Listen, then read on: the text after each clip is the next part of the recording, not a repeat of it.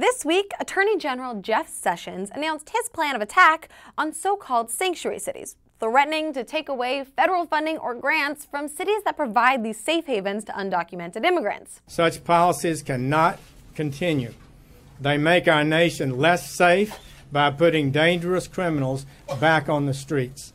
Today, I'm urging states and local jurisdictions to comply with these federal laws, and failure to remedy violations could result in withholding grants. Now, obviously, not complying with the law or allowing dangerous criminals to run rampant through the streets sounds pretty bad, so we can all agree on that. But unfortunately for Jeff, the same guy who happened to forget all his meetings with the Russian ambassador during his confirmation hearing, seems like he also forgot some pretty crucial facts and figures about sanctuary cities as well. I'm Hannah Cranston, and I'm about to school our Attorney General on sanctuary cities. Class is now in sessions. The term sanctuary city is used to describe any area, city, county, or state that has policies in place to limit the local government and police's involvement in and cooperation with federal immigration enforcement actions. AKA, these counties don't snitch on their undocumented residents who are likely escaping hardship in their home countries if they are otherwise law-abiding, non-violent residents. Now, Los Angeles, San Francisco, New York City,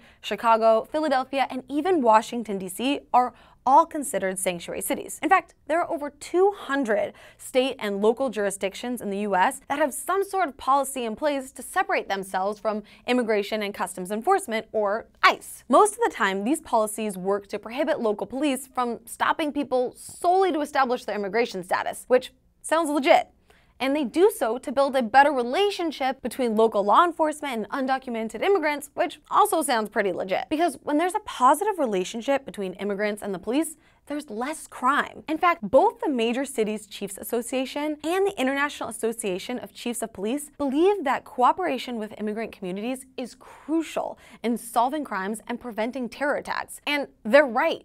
Sanctuary cities are actually safer than comparably sized non-sanctuary cities, despite Sessions' remarks. They make our nation less safe. According to FBI crime data, these are real facts, not alternative ones. Sanctuary cities actually experience less crime than comparable non-sanctuary counties. A typical sanctuary county in a large metropolitan area will actually experience almost 700 fewer crimes per 100,000 residents than a metropolis that doesn't offer the same protections. Plus, you get the added bonus of not being an asshole to struggling immigrants who are often fleeing horrible economic and/or dangerous situations in their native lands. By stripping funding and grants, Sessions wants to financially force these cities to hand over undocumented immigrants and punish those who don't, using inaccurate crime statistics as a scapegoat and fear tactic. But yeah, Jeff, let's claw back federal funding and grants that usually go to things like universities, the building of highways, even providing more resources to ensure safety to all who reside there, because that makes total sense and seems like the right thing to do. But you guys know the right thing to do. Share this video with your friends so we can spread the word about how important it is